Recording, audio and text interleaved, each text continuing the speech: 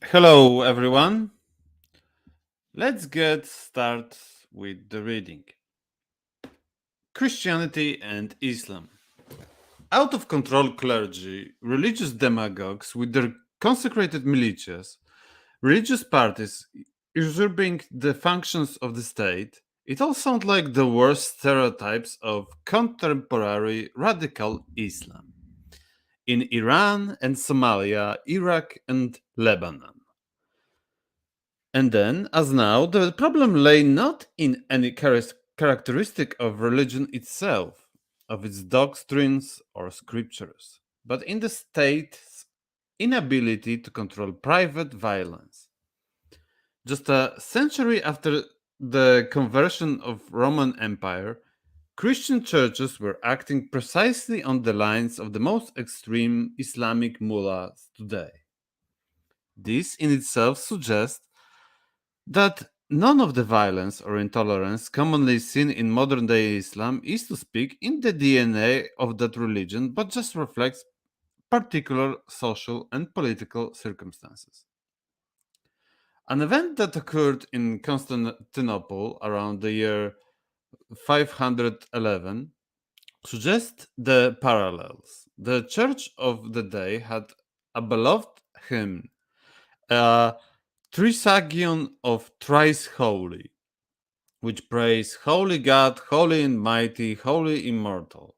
Orthodox churches sing it to this day. But the Emperor Athanasius wanted to revise it in the Monophysite fashion by lauding this God who was crucified for our sakes. The new formula proclaimed that it was God alone who walked the soil of Palestine in the first century and suffered on the cross, a view that ignores the human reality of Jesus. So angry were the capital's residents that they launched a bloody riot. Persons of rank and station were brought into extreme danger, and many principal parts of the city were set on fire. In the house of Marinus the Syrian, the populace found a monk from the country. They cut off his head, saying that the clause has been added and at his instigation, and having fixed it upon a pole, jeering exclaimed, "See the plotter against the Trinity!" We can imagine the response if, in the 21st century, a Muslim mob beheaded a dissident theologian and paraded the grisly trophy around the streets. Not only would the crime be properly denounced, but Westerners would assume that such a behavior was part of the fundamental character of the religion, a bloodthirsty, warlike intolerance that could be traced back to the sternest passages of the Quran. The beheading would be seen as a trademark of Islamic fanaticism. Surely we would say Christians would never act like that, but they assuredly did.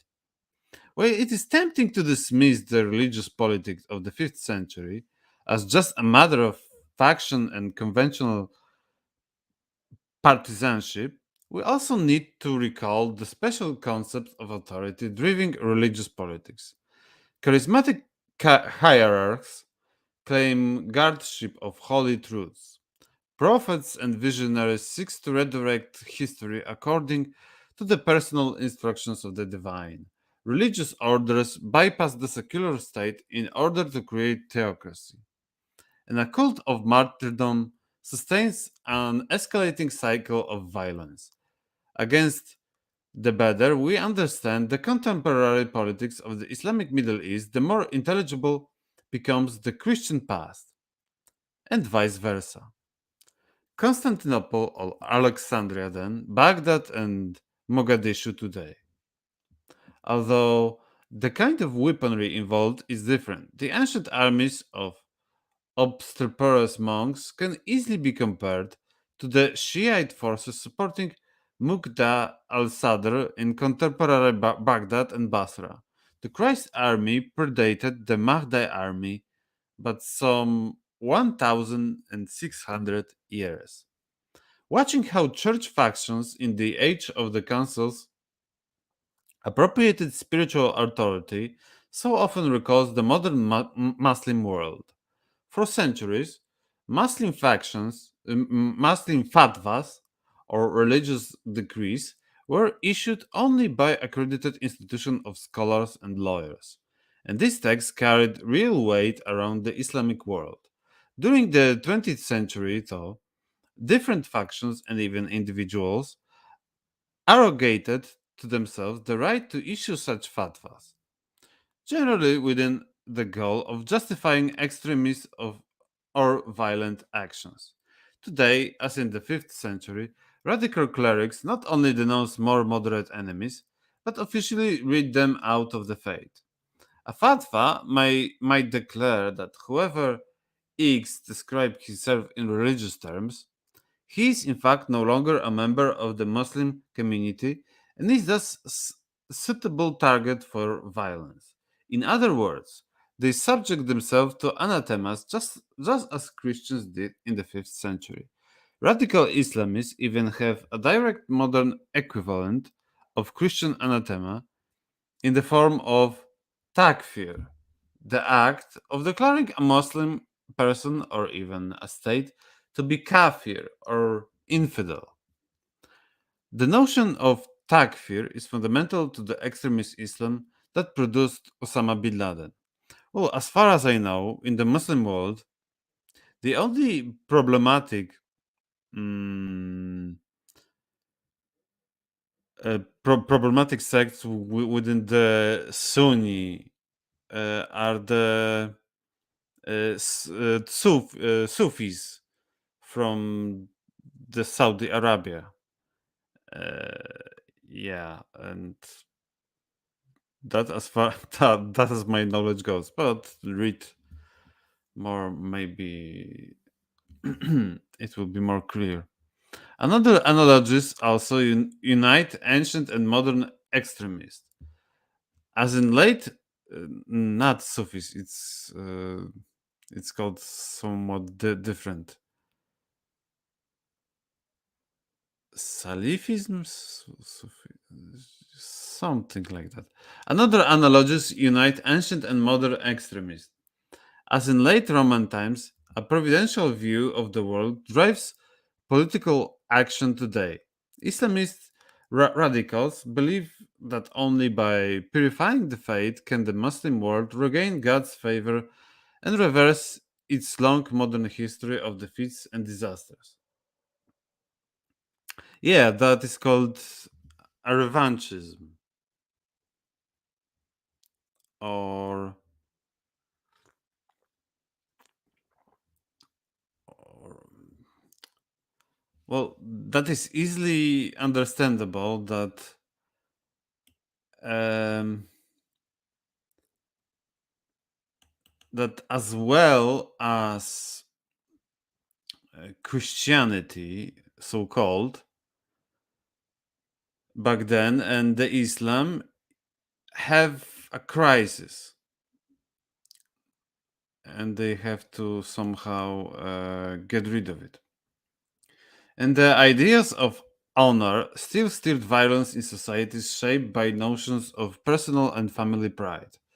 Just as early Christian monks fought for the honor of their church, so modern Islamic protesters defend the honor of the Prophet most passionately when his image is demeaned in cartoon or novels. The concept of blasphemy is meaningless except in the context of ideas of honor and shame. But those type of Islamists are not the normal Islamists, those modern Islamist pretenders that defend the honor of the Prophet. Those are very radical, very close to the West, mm, and probably controlled by the West. Not to defend the Islam by itself, but to be precise. When we think of the history of Christianity, we picture certain key individuals and objects. We think of medieval cathedrals, of superb paintings and sculptures, of the crucifixion or the Madonna, and generally of some of the glories of European culture together. Of course, with some of the nightmare aspects of that story, the intolerance and fanaticism. But we think above all of Christianity rooted in Europe and one unafraid to explore the image of the human face of Christ. Well, that's not the human face of Christ. Okay, that's an imagination, and probably based on the Apollo, on because it is very similar in a look, or the Constantine, or in later within some other people, like someone suggests like Borgia or something like that. We know a medieval Christian world with its spiritual and intellectual course in Rome and Paris, not Alexandria and Antioch. At every stage, then, we are thinking of a world shaped by the outcome of those almost forgotten struggles of the 5th century, which occurred in a world of empires and states that have all faded into ruin. But these conflicts left an impact that survives into the present day. The gatherings of the Ephesus and Chalcedon remade a fate. Well, exactly, they remade a fate. That is so true. Yeah, that's the end of the chapter 1. I will leave the appendix and I will just go with the part 1. I guess it should be part 2. What? Part 1 with the chapter 2, I guess. I will treat of the origin and progress and destinies of the two cities, the earthly and the heavenly, which are in this present world commingled and, as it were, entangled together. Augustine of Hippo. And in a today Catholicism, those earthly and heavenly cities are not mixed together thanks to the Thomas of Aquinas.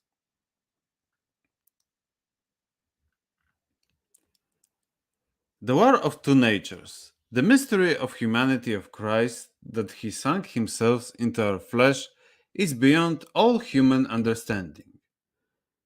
Martin Luther. Well, surely it is beyond understanding, Mr. Martin. Even if it were desirable, replied the good fairy, angelic or spiritual, carnality is not easy, and in any case, the offspring would be severely handicapped by being half flesh and half spirit, a very baffling and neutralizing assortment of fractions since the two elements are forever at variance.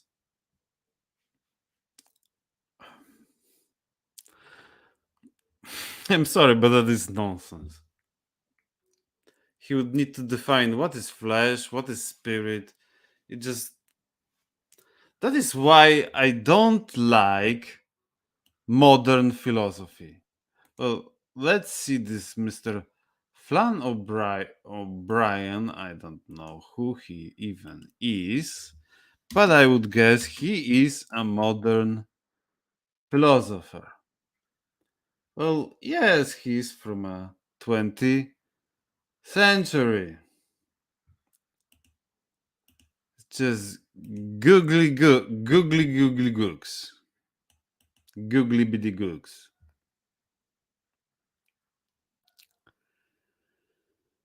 In 428, Nestorius, the new patriarch of the imperial capital of Constantinople, denounced what he thought was a worrying trend in popular devotion.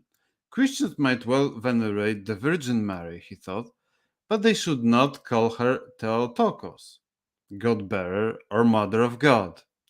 Far better to call her Christotokos, Mother of Christ, which did not raise such alarming theological questions. Yet, this attempt to avoid dangerous innovation was itself as a rash challenge to received doctrine, as Nestorius' invention began a series of conflicts that tore apart both church and empire. The process was extraordinarily rapid. Within just 3 years from his appointment, he had become associated with a heresy and stirred up opposition that had divided the church in Constantinople and throughout much of the Eastern world. He had suffered a devastating counterattack, culminating in a general council that came close to causing a schism throughout the Christian world, and he had been denounced, deposed, and utterly defeated. 3 years, that time frame indicates the amazingly rapid communication still prevailing within the empire and easy cultural transmission permitted by the Greek language. The Christian world might stretch from the Atlantic to Persia, but it could still look like a small village.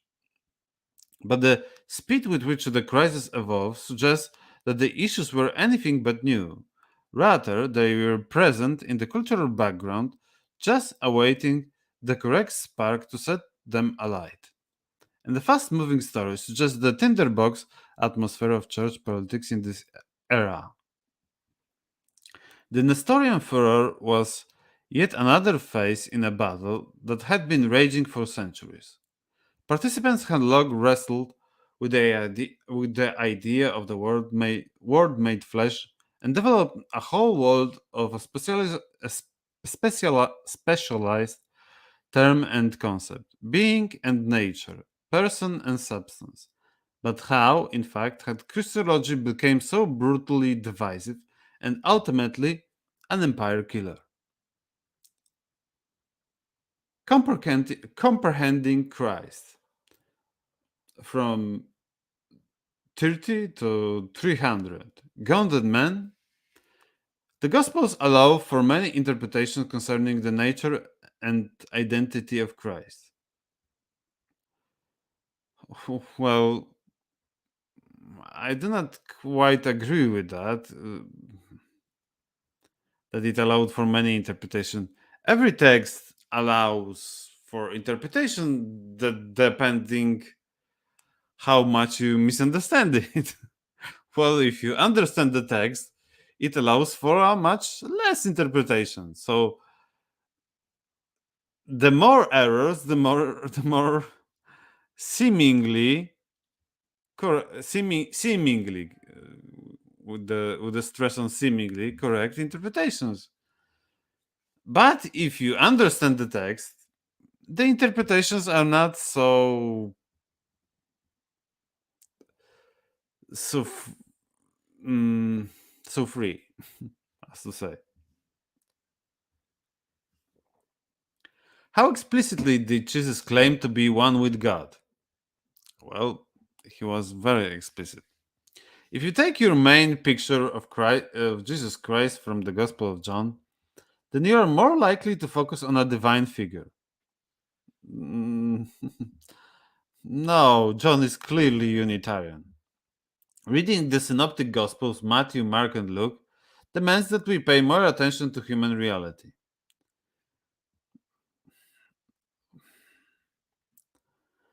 Well, yeah, maybe from 1 to 10 for 10 to for 1 to God reality and 10 for human reality, and maybe on the John like 2 to 10.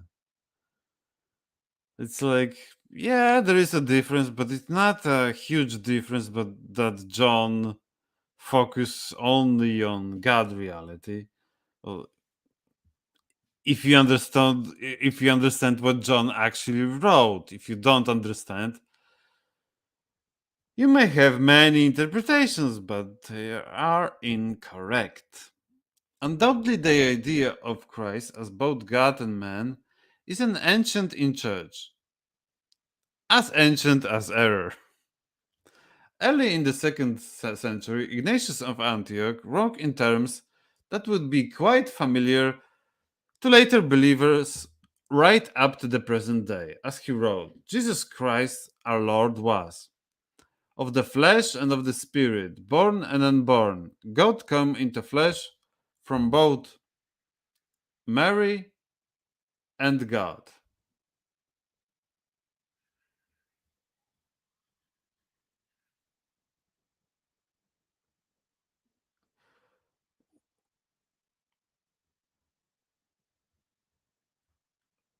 I don't know if the author is aware that the Ignatius of Antioch is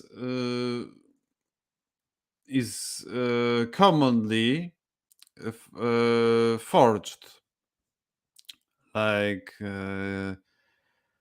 fraudulent copies of him. That one should be aware if that was actually the Ignatius of Antioch that wrote that, because there were many actually Arian forgeries, and that looks like one of the Arian forgeries, like from the long letter of the long version of his letter, I guess to the Ephesians, if I remember correctly. But other interpretations were possible and indeed common. Since apostolic times, many groups had formed their own particular interpretation of the relationship between human and divine. Lists of ancient heresies include many groups holding diverse views on Christology. Of course, the fact that we regard them as heresies and isms means only that they ultimately lost out in the struggle of ideas and became byways of beliefs rather than the mainstream. Yeah, that's actually that is cynical point of view, but the reality is cynical actually. Some early followers of Jesus saw him as prophet or Messiah, but not as a divine figure or an incarnated God. Some, I guess, every.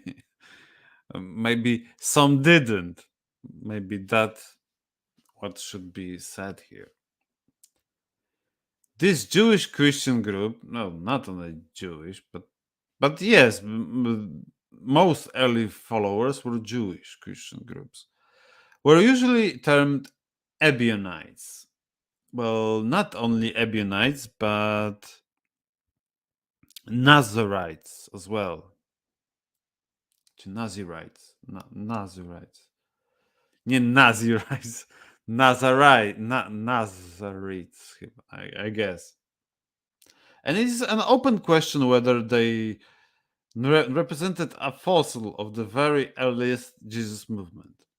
As tensions grew between Jews, I'm sorry, I'm kind of tired today.